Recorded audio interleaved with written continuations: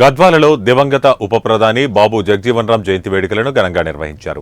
ప్రభుత్వ దవాఖానా ముందు బాబు జగజీవన్ రామ్ విగ్రహానికి కలెక్టర్ సంతోష్ కుమార్, ఎస్పీ శ్రీనివాసరావు పూలమాల వేసి నివాళులర్పించారు. స్వాతంత్ర ఉద్యమంతో బాబు జగజీవన్ రామ్ కీలక పాత్ర పోషించారని గుర్తు చేశారు. స్వాతంత్ర్యం వచ్చిన తర్వాత దేశ నిర్మాణంలో కీలక పాత్ర పోషించిన గొప్ప నాయకుడిగా నిలిచారని అన్నారు. సామాజిక న్యాయం కోసం అహర్నిశలు శ్రమించి ప్రతి ఒక్కరికి మార్గదర్శకంగా నిలిచారని పేర్కొన్నారు. పార్లమెంటేరియన్గా సుదీర్ఘకాలం పనిచేసిన బాబు జగజీవన్ రామ్ కేబినెట్ మంత్రిగా ప్రాతినిధ్యం వహించారని ఆయన సేవలను స్మరించుకున్నారు.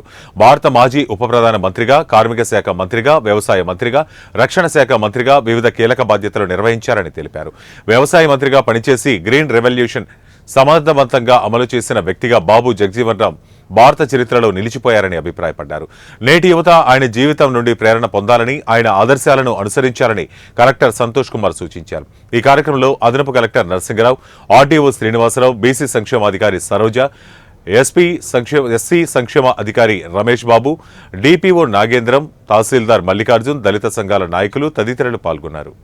జయంతి ఎందుకు చేసుకుంటున్నామంటే వాళ్ళు చేసిన ఒక గొప్ప సాధన ఏముంది, దాని గురించి ఈరోజు ఇది చేసుకుంటున్నాము. సో 1908 ఏప్రిల్ 5 జననం పొందినారు.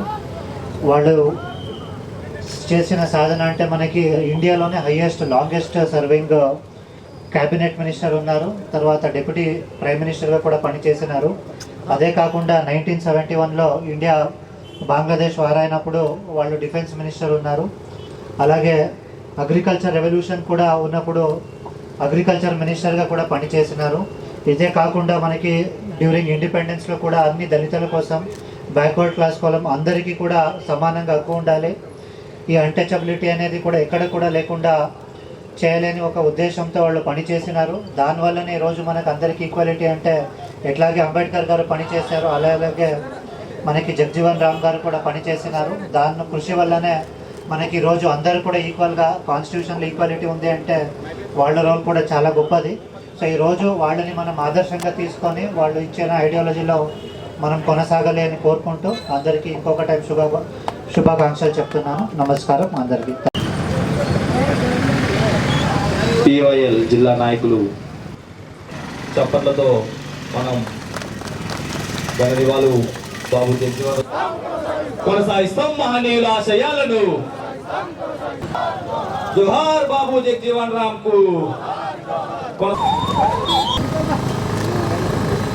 మరి ఈ కార్యక్రమంలో పాల్పంచుకున్నటువంటి వివిధ శాఖల అధికారులందరికీ కూడా పేరున ప్రతి ఒక్కరికి సోషల్ వెల్ఫేర్ డిపార్ట్మెంట్ అయితేనేమి, ఎస్సీ కార్పొరేషన్ వాళ్ళు అయితేనేమి, మరి డిఎస్పీ గారు అయితేనేమి, పట్టణ ఎస్ఐ గారు చాలా మంది కూడా ఈ యొక్క కార్యక్రమంలో పాల్పంచుకొని జగజీవన్ రామ్ గారి 118వ జయంతి ఉత్సవాలను బ్రహ్మాండంగా జరుపుతున్నందుకు అందరికీ కూడా పేరున మా యొక్క నమస్కారం తెలియజేస్తా ఉన్నాము.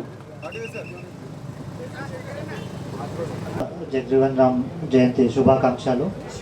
సో మనం 1908లో మనం ఏ జయంతి ఎందుకు చేసుకుంటున్నామంటే వాళ్ళు చేసిన ఒక గొప్ప సాధన ఏముంది, దాని గురించి